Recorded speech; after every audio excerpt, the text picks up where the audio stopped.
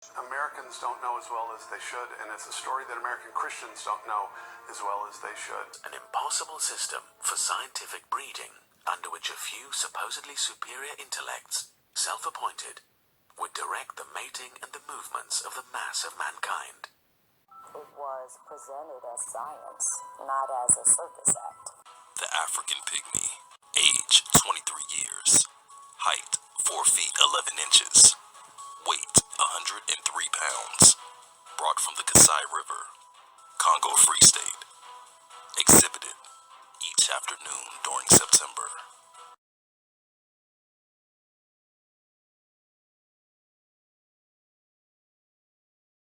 Thousands of New Yorkers came to stare and laugh and debate the meaning of the display. Is it a man? Some of them wondered. Newspaper coverage brought even more people, and in just a few weeks, the zoo drew nearly 250,000 visitors. But the notoriety also brought controversy. New York's clergy, in particular, were horrified at what they saw as a dehumanizing spectacle. Eugenics was the science of breeding better people. And they justified this in the name of Darwinian science. You know, there were racists before the eugenists. The interesting thing about the eugenists was the way that they built on top of Darwinian biology and claimed that there was a scientific justification for racism. The person responsible for this exhibition degrades himself as much as he does the African. Instead of making a beast of this little fellow, he should be put in school.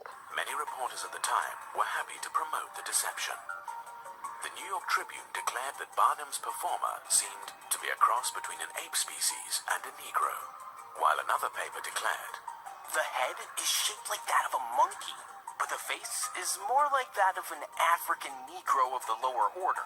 It has been pronounced by naturalists as a specimen of the connecting link between man and monkey." It put human racial groups under the microscope to judge their worth to society. There were displays highlighting differences between black and white babies in the womb, displays comparing the mental stamina of different races, displays reporting on the capabilities of immigrants, and displays showcasing equipment for measuring human intelligence and other features. But the passion of social Darwinists in America for putting humans on display continued. Many more supposed missing links were marketed to the public at freak shows throughout America.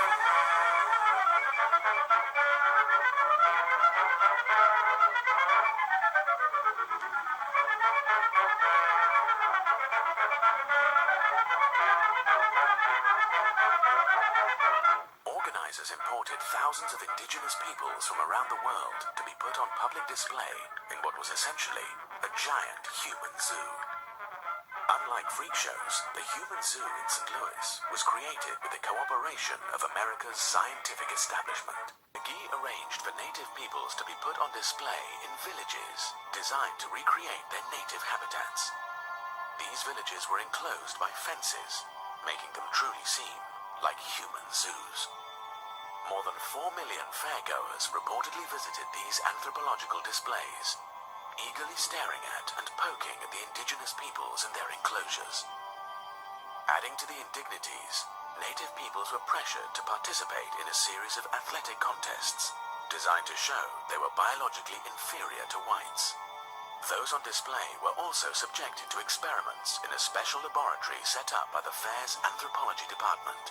Leading men of science from Harvard and Princeton and Columbia University were saying that Africans were midway between an orangutan and a human being. So 100 years later, it should not come as much of a surprise that many people still cling to these notions of European superiority, African inferiority. This is quite controversial in terms of what people feel is their constitutional right.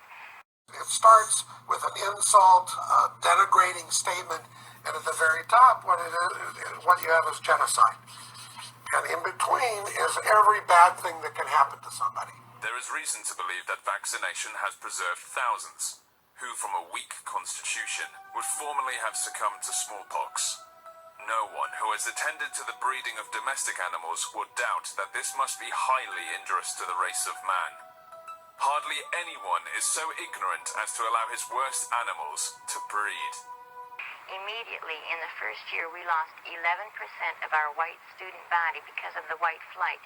They left the city of Pontiac, our school district, and fled to the suburbs.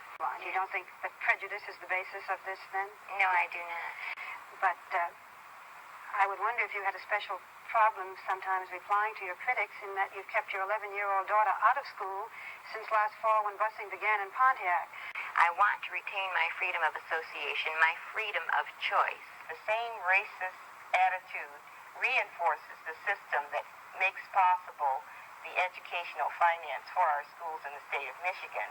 And because of racism, our children are denied the proper funding, the proper facilities, the proper resources that would guarantee all of the things that she spoke to in terms of what busing would mean to children. I still see it as a denial of my constitutional right. And all of us are not on welfare in ADC, as some people think. The eugenics exhibition advocated a chilling agenda for public policy, including forced sterilization and harsh new restrictions on immigration. Whites were in danger of being overrun by the colored races of the world.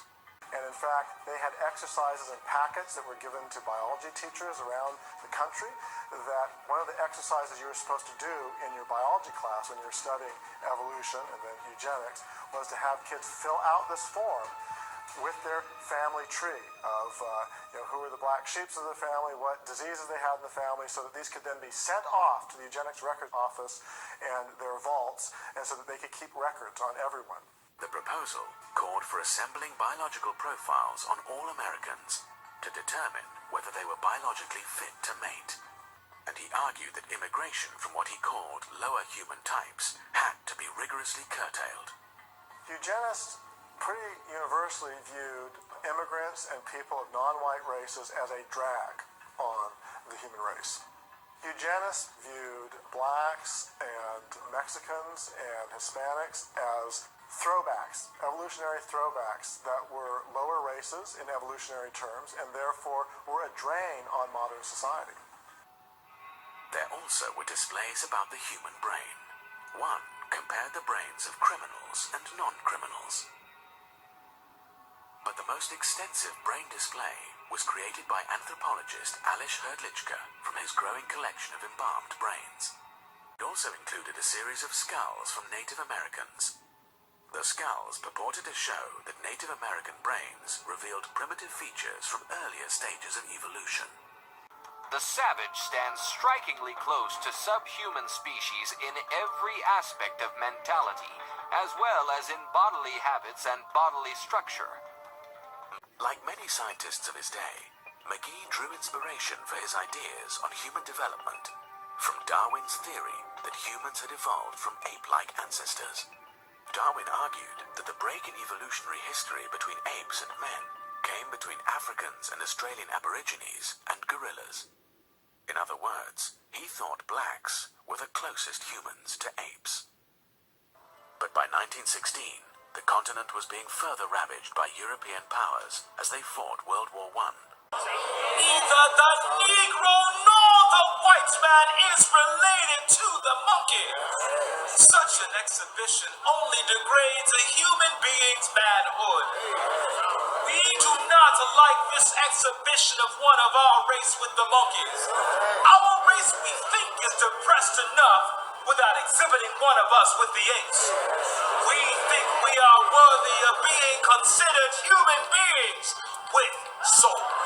The elder McClellan openly confessed that he was prejudiced in favor of the white race and said that he couldn't learn to like the odor of either billy goats or Negroes. Grant was an open racist who thought blacks were an inferior race and regarded those who had parents of different races as mongrels.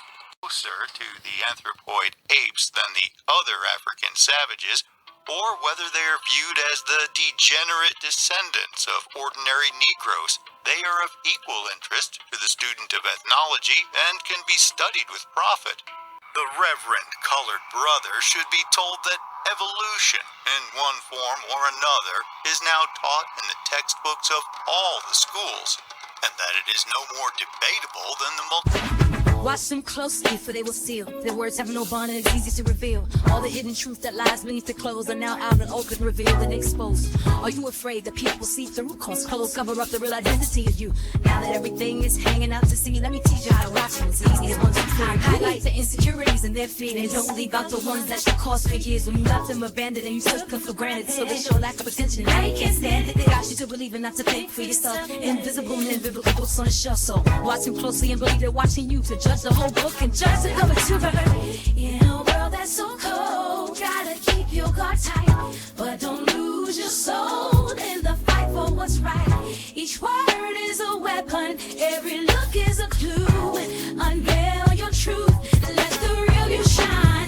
Break the chains of deceit, rattle those cages. Don't let them bind you with the silent stages.